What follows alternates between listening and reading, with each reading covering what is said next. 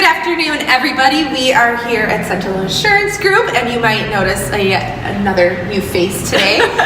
We thought with the spring right around the corner and the home market is going to be upticking very soon, that we wanted to provide some information for you guys on getting ready to possibly sell your home this upcoming spring, late winter. So we brought in an expert that we know, Sara Anderson with Keller Williams.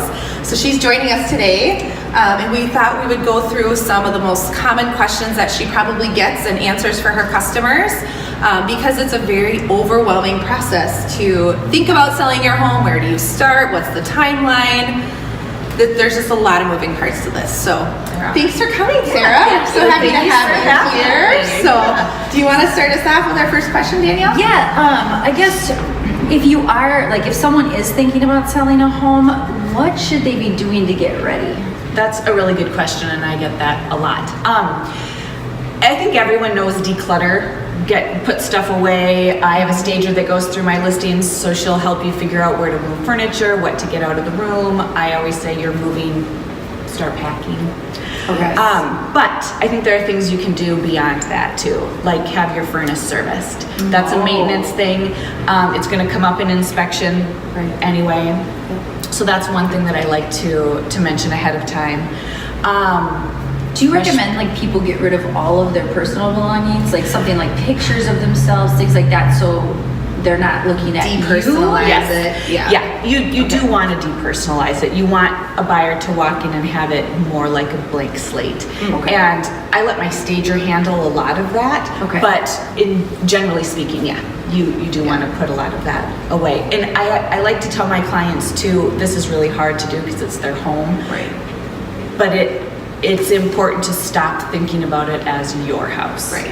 Because it's going to belong to somebody else. So the decisions you're making need to be more appealing to the general public and less personalized. You have an emotional attachment with all your it's memories hard to do. and everything, and even just packing away that stuff would be really hard. That makes sense. But you'll get it back again in your new home. Where you build new memories. Yeah, exactly. Exactly. You're usually pretty excited to get into the new home, but it is hard to close that. It can be a very emotional transition. And depending on the situation too. Yeah, exactly. There's so many different What if you've been, say you've been in your house for a long time? I know we've been in ours almost 15 years. And obviously, we know a fresh coat of paint will go a long way, but if you wanted to say make some updates or do any kind of renovations, where are you going to get the most bang for your buck?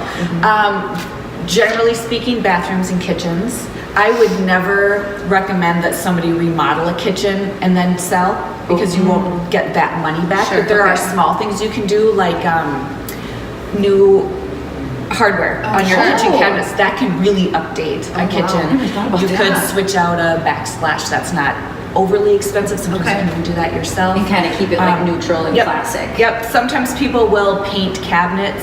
That can get pricey, and you need it done well for it to look good.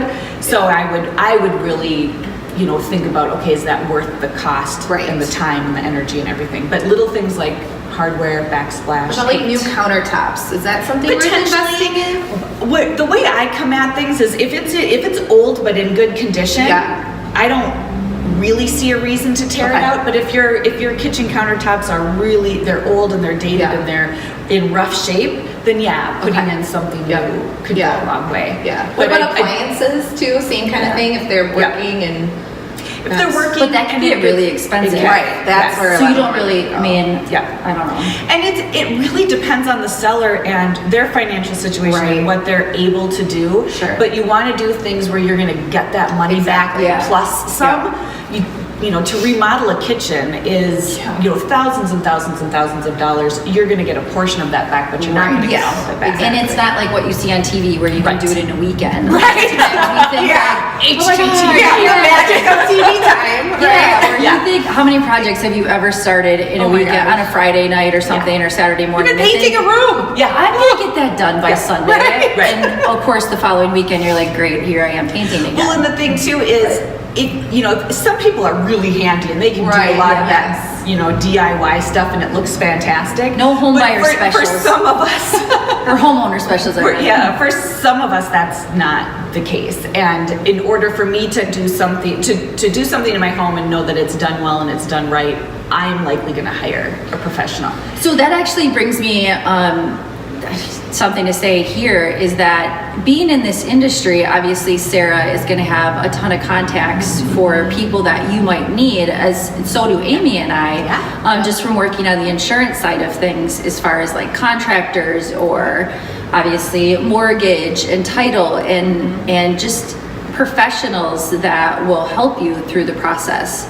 So this is going to be a little bit of a series. We're going to have a couple parts to this. I think this is probably a great place to kind of break, and we'll see you on part 2. For part 2.